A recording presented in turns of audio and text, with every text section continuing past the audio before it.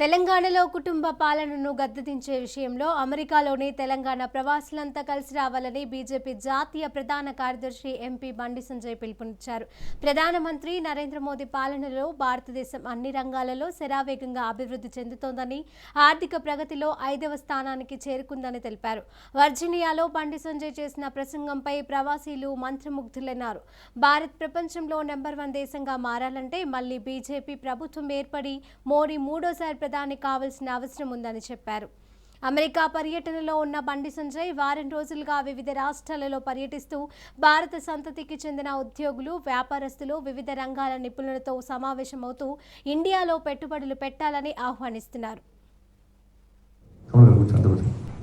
ఎలక్షన్లో మాత్రమే నిల్చోడు. మీరంతా చాలా గొప్పలు. మీరందరూ కూడా ఎందుకంటే నిజంగా మీ అందరికీ హ్యాట్స్ ఆఫ్ కాదు. ప్రవాస భారతీయులు ఇక్కడ ఉన్నటువంటి ఇండియన్స్ మీరందరూ కూడా మీ లోపల ఏముండదు కుల్లా. మీరంతా కూడా మీరు MLA కావాలనుకోరు, MP కావాలనుకున్నారు, ఏమనుకోరు, election contest చేయాలనుకోరు.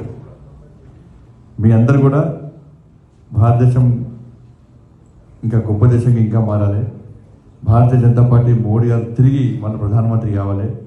Telangana రాష్ట్రంలో కానీ తెలుగు రాష్ట్రంలో భారతీయ జనతా పార్టీ అధికారానికి రావాలని చెప్పి తపన పడేటువంటి ఆతృత ఉన్నటువంటి గొప్ప వ్యక్తులు మీరందరూ కూడా. అందుకే మీరంతా చాలా గొప్ప వ్యక్తులు. అందరూ మేము కాదు, మీరంతా గొప్ప వ్యక్తులు. దేశంగా దేశం వచ్చి అందరూ కూర్చోండి.